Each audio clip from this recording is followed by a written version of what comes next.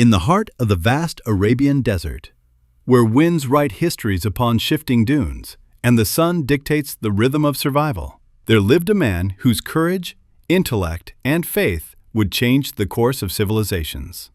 His name was Khalid bin Walid, a name that would forever be synonymous with the sword of Allah. He was a warrior, a tactician, and ultimately a believer whose life became living proof that conviction, grounded in purpose, can reshape the destiny of nations. Born in Mecca around 592 CE, Khalid was the son of privilege and power. His father, Walid ibn al-Mughira, was chief of the Banu Makhzum clan, one of the most powerful families of the Quraysh, guardians of the Kaaba long before the dawn of Islam. Their home was rich with influence and fierce tribal pride. But young Khalid's upbringing was far from indulgent. Following the custom of noble Arab families, he was sent to live with Bedouin tribes in the desert so that he might learn endurance, eloquence, and the rugged independence of those who lived close to nature. There, under the endless sky, he learned the art of survival, how to ride with the wind, how to read the stars, and how to endure thirst and heat without faltering. The lessons of the desert would later become the essence of his command: patience, precision, and unyielding resolve. From his youth, he was surrounded by the clamor of tribal rivalries, the stirring poetry of desert bards, and the constant rhythm of preparation for battle. His mastery of the horse and spear came early. He could control a galloping stallion with his knees, while his hands wielded two blades in perfect balance. His reflexes became legend among his peers. One companion would later say that Khalid's spear moved before an opponent could even raise a shield.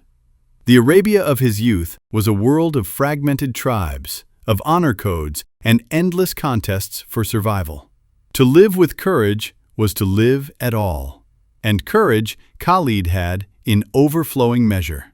His reputation rose swiftly, not only as a fighter but as a thinker, a man who could read the chaos of combat as though it were a written page.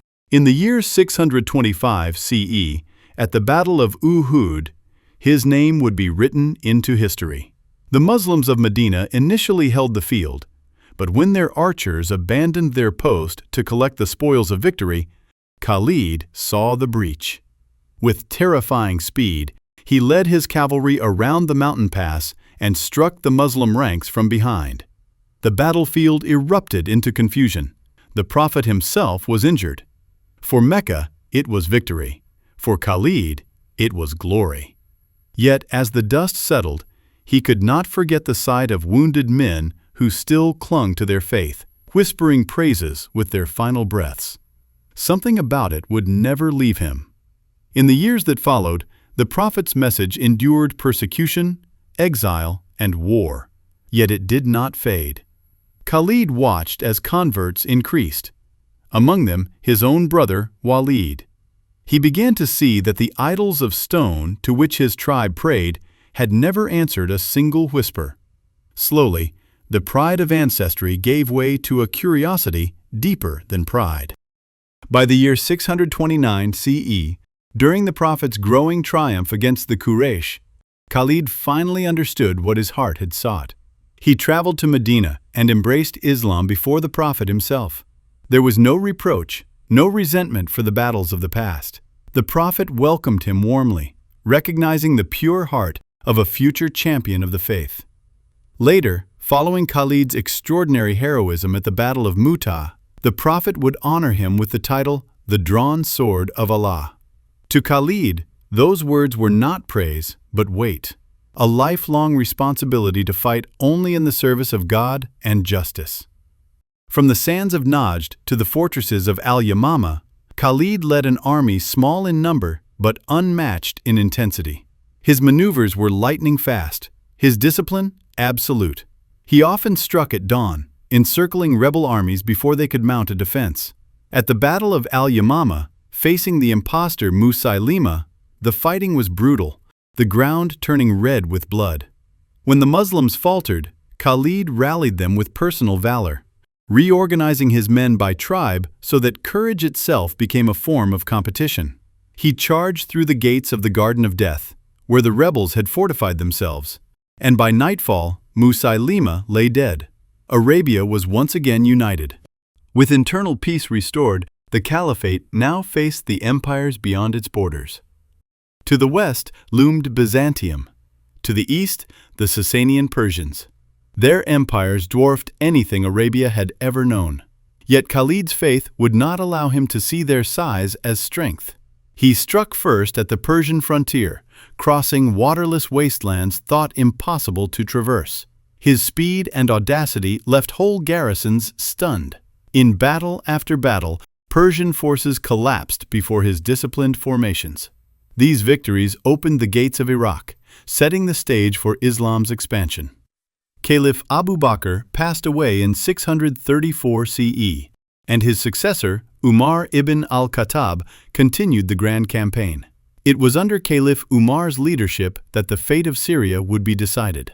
Then came Yarmouk in 636 CE, a battle that would echo through time.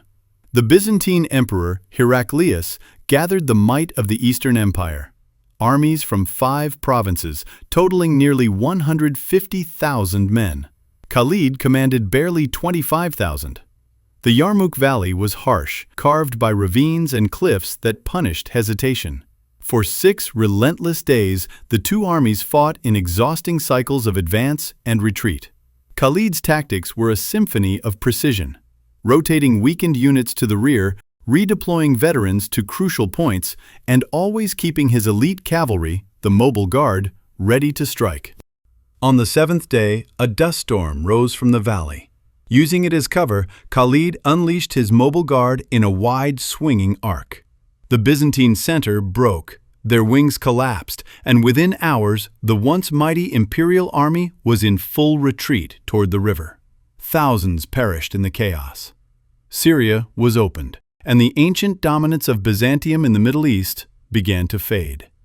In the wake of such immense victories, Caliph Umar, fearing that people might begin to attribute success solely to Khalid's genius rather than to divine aid, made a momentous decision. He replaced Khalid as the overall commander, appointing Abu Ubaidah ibn al-Jarrah in his stead.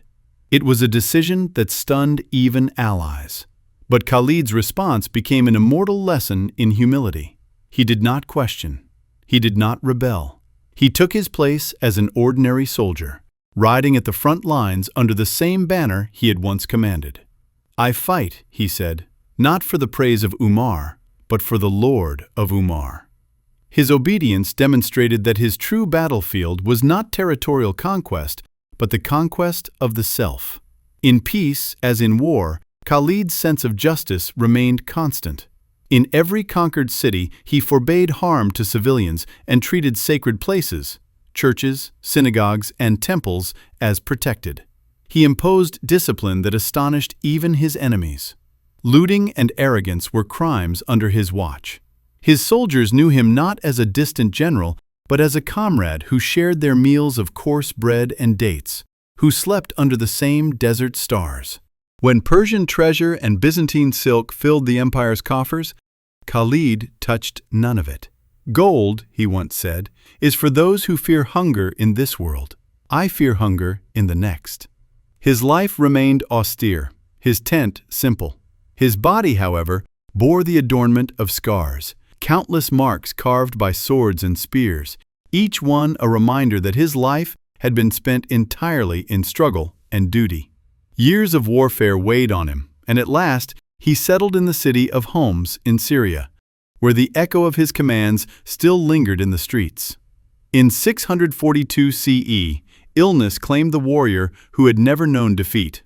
As he lay upon his bed, he raised his arms for his friends to see and said, with tears in his eyes, "Every inch of this body bears a wound, yet here I die like a camel dies, in my bed." Those around him wept, but one of his companions comforted him, reminding him of the prophet's words, "You are the sword of Allah. The sword of Allah cannot be broken by men. Therefore, you could not die except by his decree." Hearing this, Khalid smiled faintly, finding peace in the truth that victory and death alike belong to God. He passed away around the age of 60, leaving behind no estate but his horse, his armor, and his faithful sword. When the news reached Medina, the city fell into silence. Caliph Umar, who had once relieved him of command, wept openly and said, "The Muslims have lost their sword. May Allah grant him the highest rank in paradise." Khalid bin Walid never ruled a throne, carved no palace, and sought no crown. Yet his influence surpassed that of kings. His victories inspired generations, and his humility defined what true leadership could be. Military historians from many civilizations would one day study his campaigns, from Napoleon to modern strategists, finding in his movements lessons of courage, timing, and unity. But beyond strategy, Khalid's life remains a testament to the power of faith, that strength without spirit is hollow, and that true greatness lies in serving a cause far above oneself. Today, in Homs, his shrine stands quietly amid the city he once liberated. Pilgrims pause there to remember the man who carried no title but servant of God. The desert winds still sweep through the land he crossed, and though the sands erase all footprints, one trail endures, carved not into earth, but into time itself. The trail of Khalid bin Walid, the lion of the desert, the indestructible sword of Allah.